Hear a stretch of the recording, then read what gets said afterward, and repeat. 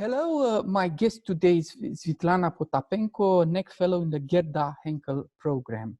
Your project at NEC is titled, "Instead of Myself, I Entrust to Be in the Court and to Attend. Attorneys in Sloboda, Ukraine, 1730s to 1830s.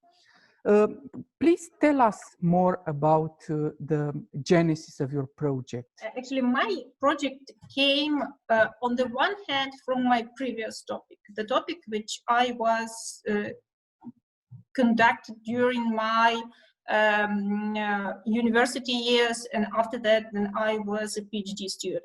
On the other hand, I was proposed this project by my supervisor, Professor Brahunenko, and also this project is promoted by the Ukrainian National Bar Association. So then I was a student at the National University of Kyiv-Mogila Academy, and after that a PhD student at the Hrushevsky Institute of Ukrainian Archaeography and Soft Studies of the National Academy of Sciences of Ukraine. I was carrying out a project on the history of like local elite in the Cossack autonomy of Sloboda Ukraine regiments under the rule of the Russian Empire, and my focus was on the incorporation of this top social lawyer to the broader imperial nobility. I started this project just in my very early years in university and completed with my PhD thesis, and after that I also took some broader like imperial dimension. Then I spent a year as a fellow at the Institute for Human Sciences in Vienna, and after that because actually of my involvement in the history of Sloboda Ukraine, I was proposed this project on the history of advocateship in Sloboda Ukraine in my 18th century. First then I was talking regarding this project with Professor Brahunenko and with Mrs. Irina Vasilik, who promotes this idea and these researches related to the history of advocacy in Ukraine. The main problem was to find sources, because we had no idea if it would be able just to conduct this research. And I remember these very first dates of January 2018. Then I went to the Central State Historical Archive of Ukraine in Kyiv and ordered the first 5 files, while waiting to find some mentions, some informations about advocates. And in a few days, I received the audit files, and I actually found, I met these mentions, and I understood, yes, it's possible to conduct such research. And after that, I made further heuristics, gathered more sources, more source mentions, and I applied for the research grant at NEC and won this grant. And actually NEC gave me this great opportunity to concentrate particularly on this research. So that is my path toward this topic. Is it part of a larger project looking at Sloboda Ukraine and its elites that you and your colleagues are interested in? Yes, I would say yes, because again, it's in this project I somehow go further through my more concentrated studies on the history of elites.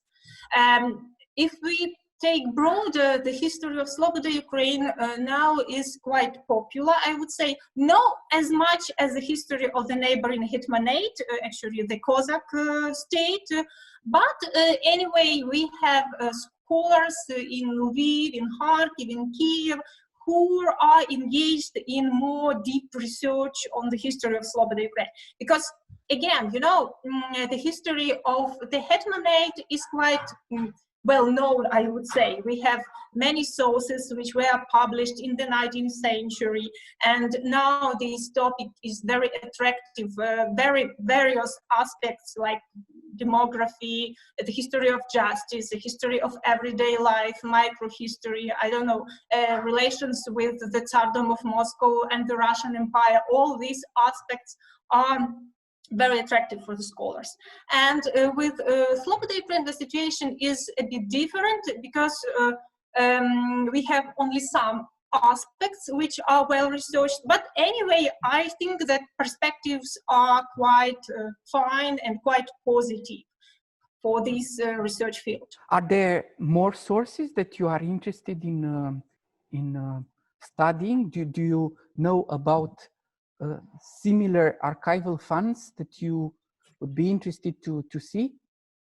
I had an opportunity a few years ago to visit archives in the Russian Federation, and I spent 2 months working in the Russian State Archive for Ancient Acts, then in the Russian Historical Military Archive, also in St. Petersburg in the Russian Historical Archive, and also in the manuscript departments of the Russian National Library and Russian State Library.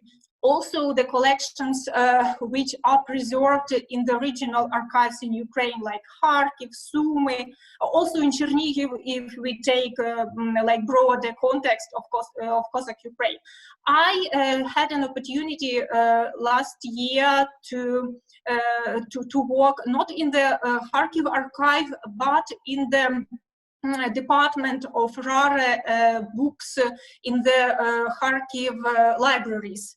And, I was really impressed with the collections because I found even some samples which are not available in Kiev. So these are collections of very, very specific importance for my study. You mentioned the fellowship in Vienna and now this fellowship at NEC. Have you changed your theoretical framework in the past years? How do you fit in all these rich sources into a larger theory? That theoretical background, which I received in Vienna, and during my stay in Vienna, I focused mostly on the imperial studies and all the related fields. I tried to apply to my project conducted here in NEC.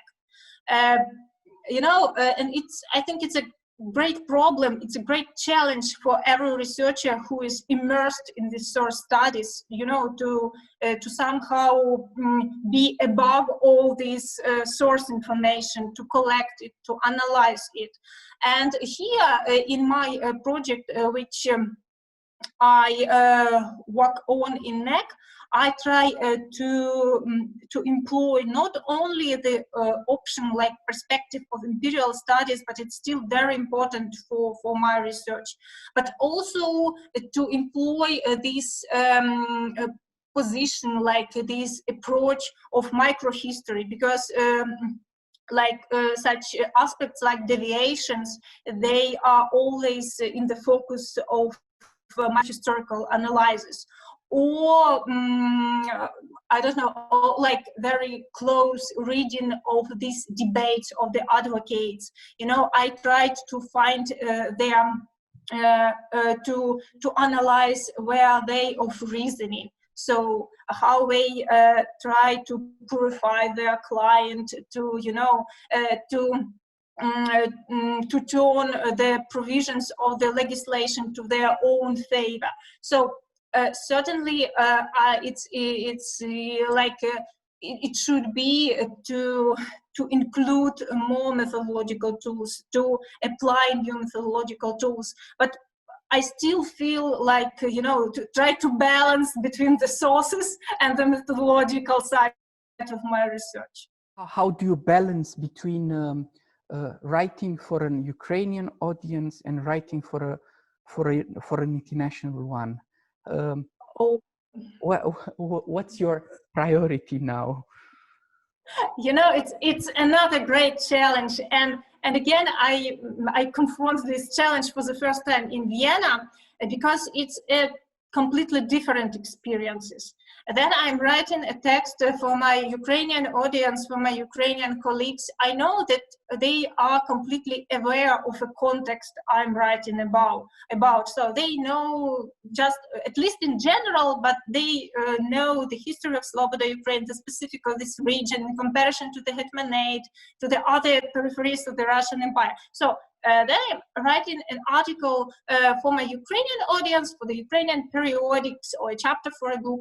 I concentrate on the issue itself, I would say, you know, just I try to analyze the subject and exclude all the related, less or more related things. And another very important moment in the Ukrainian text, I can add or like insert these quotations from the sources in the original language, because this language of the 18th century is very complicated language, and even present day people who are speaking Ukrainian freely or Russian, to understand that language of the 18th century, it would be a big problem for them. And the problem which I face to translate this very specific language of the 18th century, it's not like clear Ukrainian or pure Ukrainian language or pure Russian language, but it's like a mixture of the Ukrainian and Russian clauses, formals, sentences. And it's a challenge for me to translate it into present day English. And another problem that not only to translate, but to find like equivalence which could give the right idea what of I'm talking about, what I'm writing about. And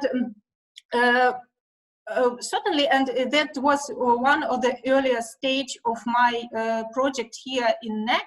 Then I looked through the dictionaries. It sounds quite simply, you know, but it's like very important stage. I like compared these translations for juridical terminology in the Ukrainian language, in the Ukrainian dictionaries, in the English dictionaries, then Ukrainian English, English Russia, then like English for lawyers and all the similar literature.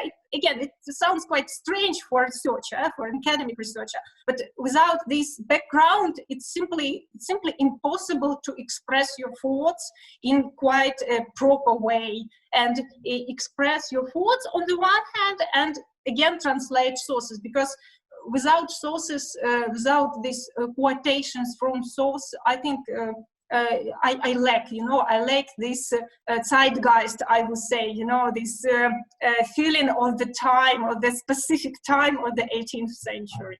During the seminar presentation, you wanted to invite a linguist. Yes. How interesting is this source material that you found in the archives for the history of the language in Sloboda, Ukraine? Is it really relevant? Is it something new that linguists can draw from this? Yes, certainly. It's very interesting for linguists, and there is one probably main reason, because during the Soviet time, this very specific studies on the history of the Ukrainian language were actually, in fact, prohibited. And now we start to explore these sources and to publish them. And linguists find them of very special importance. And I would exemplify from a bit another side.